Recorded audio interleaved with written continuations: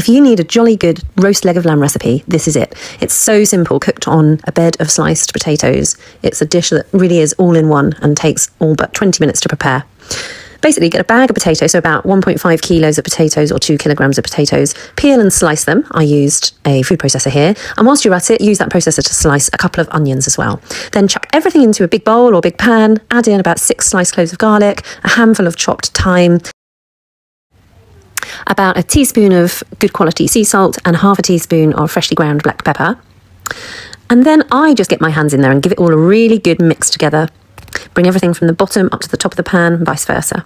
And then, once everything is fully combined, turn everything out into what I would class as a kind of lasagna dish, or you could use a fairly deep roasting tin. Give it a jiggle so everything flattens out a bit. And then I just pick up the very top layer of potatoes and arrange them so they're overlapping, a bit like a dauphinoise.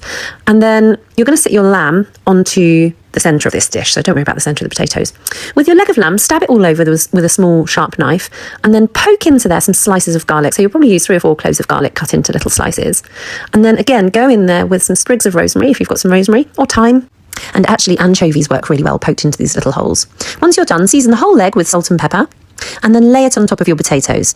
And then we're going to make a herby rub. So into a little food processor or blender, you want to add a good handful of fresh parsley, about 6 cloves of garlic, the peel or the zest of a lemon, a teaspoon of fennel seeds, good drizzle of olive oil, and a couple of sprigs of rosemary. And then also add into there about a teaspoon of salt, the juice of a lemon, and some pepper. And then give it all a whiz up.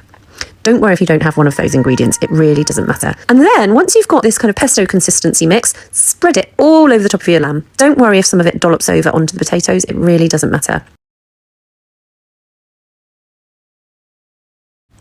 Next of all, you want to make some stock. So I used 500 millilitres of boiling water and 3 lamb stock cubes. Give it a stir. And then if you are a wine drinker, add in a glass, so about 180 mils of white wine. If you're not, just use extra water. That's no problem. And then carefully pour in that stock and that wine around your lamb. So over the potatoes, you can see here it's about 3/4 of the way up the sides of the potatoes. And then dot the potatoes with some slices of butter. So I used about 50 grams of butter. And that is it. So then you want to transfer that into the oven. I would, for myself, cook this at 180 for about 90 minutes, but my client really likes extra well done meat. So I cooked this for about 2¼ hours because this was a fairly large leg of lamb. But you can see the potatoes kind of cook in the lamb stock and all the lovely lamb juices flow down into those potatoes and make them so deliciously savoury and yummy. I wish I could have carved this and show you the middle, but trust me, it's delicious. And that crust on top, whilst it looks dark, it tastes absolutely divine. Serve it with some stir-fried greens and you'll have the most amazing lamb dinner.